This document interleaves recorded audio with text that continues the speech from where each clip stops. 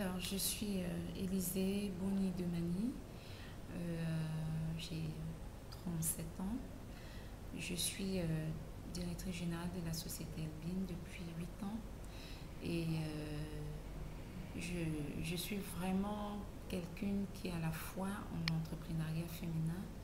Je sais que les femmes, quel que soit leur âge, peuvent se lever, peuvent oser et faire quelque chose pour elles-mêmes et contribuer à l'évolution de leur patrie. Donc j'encourage énormément les jeunes femmes dans la vision de projet, dans la vision de développer des affaires. Et d'ailleurs, parlant d'entrepreneuriat, j'ai mis sur pied depuis 2 ans une association qui s'appelle LBF, c'est les Ladies Business Forum. C'est les jeunes femmes porteuses de projets. Et je vous assure, cette association marche très bien. Nous avons un bilan vraiment de plus de 10 femmes qui, venant à LBF, ne savaient quoi faire de leur vie, ne savaient pas où aller, ne savaient pas ce qu'elles pouvaient faire.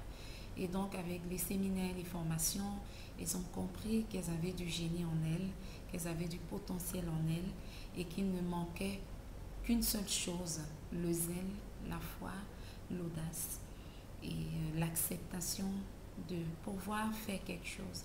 Aujourd'hui, on a des femmes qui ont ouvert des commerces. On a environ 5 femmes qui ont créé leur SARL, qui sont directrices. C'est créé, c'est vrai, mais honnêtement, maintenant, elles se jettent dehors pour chercher, pour faire quelque chose. Je vous dis, honnêtement, c'est un projet, c'est quelque chose qui est très bien. Nous encourageons les jeunes femmes camerounaises, même les jeunes femmes de la diaspora, c'est-à-dire les Camerounaises qui en Europe galèrent dans les rues, à perdre du temps, à se faire chiffonner, tout. On les encourage à revenir au Cameroun parce qu'ensemble avec LBF, nous avons beaucoup de projets.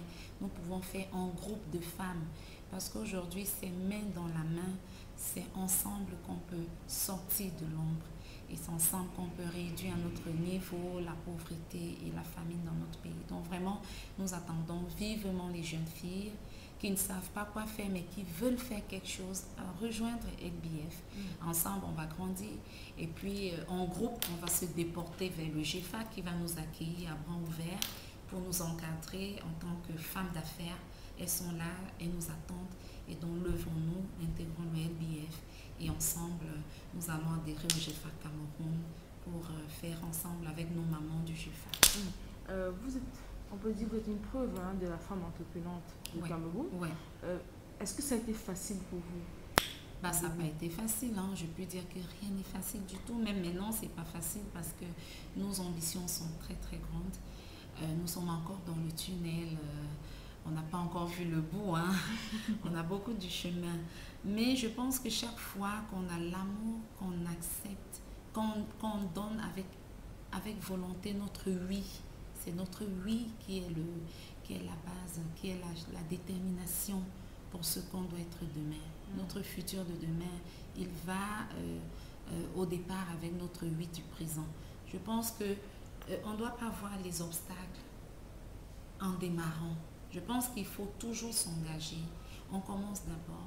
On ne regarde pas les handicaps financiers. Parce que si on veut voir tout ça, on ne va jamais se lever. Moi, j'ai commencé mon entreprise, je n'avais pas de capital. Je n'avais pas de fonds.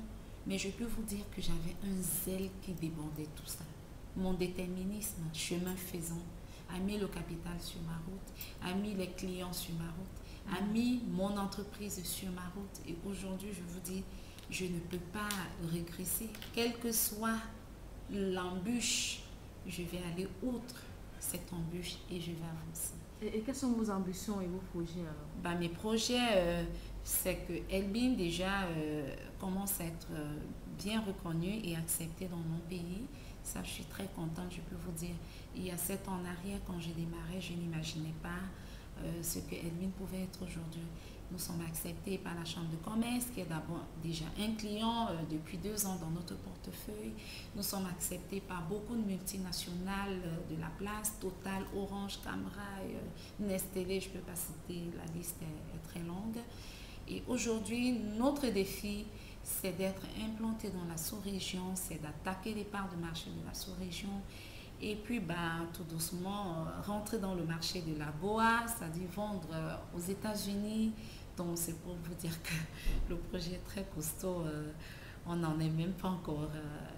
D'aucuns vont dire Elbing est arrivé. Non, moi je sais, je ne suis pas arrivée. Mon chemin est très long. Et comment vous arrivez à gérer ça, votre côté femme et votre côté entreprenante? Ouais, écoutez, de plus en plus aussi la mentalité, même dans les pensées des hommes, de nos maris, ça change. Hier, les hommes considéraient la femme comme la personne qui était vouée au foyer à la maison. Mais aujourd'hui, de plus en plus, dites-vous aussi, le monde évolue, les hommes commencent à comprendre, ils évoluent. Moi, j'ai la grâce d'avoir le soutien, l'appui véritable sur le plan moral de mon époux, qui comprend que je dois m'épanouir, qui accepte que je puis rentrer même à des heures indues parce que je dois avancer, parce que mon boulot, c'est quelque chose d'important pour moi et pour sa famille aussi. Voyez-vous, il voit un intérêt pour la famille, pour la maison. Donc, du coup, honnêtement, je pense que les hommes doivent soutenir les femmes et non nous combattre. Et nous ne sommes pas là pour développer et ne plus être soumise. Au contraire, c'est développer et continuer à être très soumise et ramener dans notre ménage, dans notre famille, notre contribution en tant que femme, parce qu'on est une pierre très importante dans l'édifice de nos familles. Si on vous demandait aujourd'hui de faire un coup de gueule, quel serait votre coup de gueule? Coup de gueule, je ne sais pas dans quel sens, j'aurais bien souhaité être plus spécifiée. Dans le domaine, par exemple, de l'entrepreneuriat, comme vous parlez bien. Ouais, le coup de gueule, ce que je dirais, c'est que honnêtement, tant pis pour les femmes qui dorment. Moi, je dis vraiment tant pis.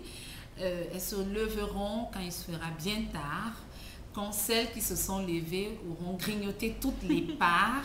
Parce que honnêtement, l'atmosphère devient de plus en plus favorable au Cameroun. Les femmes doivent se lever. Moi, je dirais, on sensibilise, on parle, mais nous ne viendrons jamais mettre la corde au cou aux femmes dans leur lit pour les tirer comme des moutons pour qu'elles nous suivent. Mais je dis, ce sera tant pis pour elles. Je dis, haut et fort, ça va être tant pis pour vous, mes chères sœurs. Ok, merci.